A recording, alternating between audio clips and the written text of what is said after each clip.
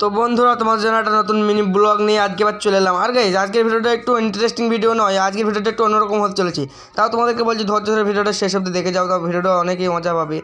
তো আজকে আমরা এসেছিলাম আমাদের মাঠে ভুট্টা হলার করতে। সেই ভুট্টাটা হয়ে গেছে হলার, এখন বাড়ি নিয়ে চলে গেছে ওদিক দিয়ে, আর আমি এখন হাঁটতে হাঁটতে চলে যাচ্ছি বাড়ি।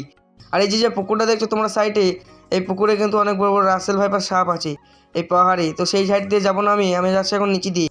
আর তোমরা দেখেছিলে এই মাঠে আমাদের ভুট্টা জমেছিল অনেকদিন আগে একটা ভিডিওতে। সেই ভুট্টা জমিতেও আমরা কিন্তু ঠেসার করতে এসেছিলাম, সেই ভুট্টা জমিতেও হয়ে গেছে। আর এই দিক দিয়ে আমি এখন যাবো না, যাবো এই নিচে দিয়ে। আর ওই সাইডটাতে আমাদের জমি ভুট্টা, আর তোমাদের ভিডিও দেখেছিলাম, শর্ট ভিডিওই তোমরা দেখেছিলে। আর এই যে দেখো, আমি এই সাইড দিয়ে এখন চলে যাচ্ছি মাঠ দিয়ে।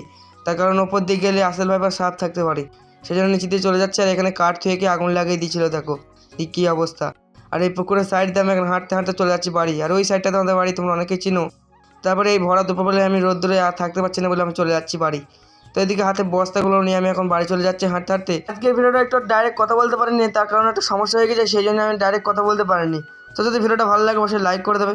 আর আমি চেষ্টা করবো তোমাদেরকে নিয়মিত কন্টেন্ট দেওয়ার। তোমরা তো পেছনকার ভিডিওটা দেখে বুঝতেই পারছো যে আজকে কত রোদ্দুর করেছে।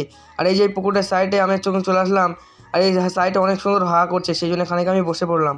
তো দেখো কত সুন্দর হাওয়া এদিকে, আর ভিউটা দেখো জাস্ট এদিকে অনেক রোদ্দুর করছে, তার মধ্যেও আমি এদিকে বসে আছি। আর কত সুন্দর ঢেউ যাচ্ছে দেখো পুকুরে, তোমরা একবার দেখলেই বুঝতে পারবে। আর এই সাইডের যে পুকুরটা আছে এটাতেও অনেক সুন্দর হাওয়া হয়েছে, তোমরা দেখো কত সুন্দর ঢেউ যাচ্ছে এখানে। আর এই পুকুরের পাহাড়ে কিন্তু অনেক বড় বড় রাসেল ভাইপার সাপ আছে। তো এখানে বসে থাকতে কিছুক্ষণ দেখলাম যে সাইডে ঢালারি ভুঁই দেখো কত সুন্দর চাষ দিয়ে করেছে। তো এদিকে সব ভুঁই এখন চাষ দেওয়া হয়ে গেছে, সব পাট বুনবো বলে।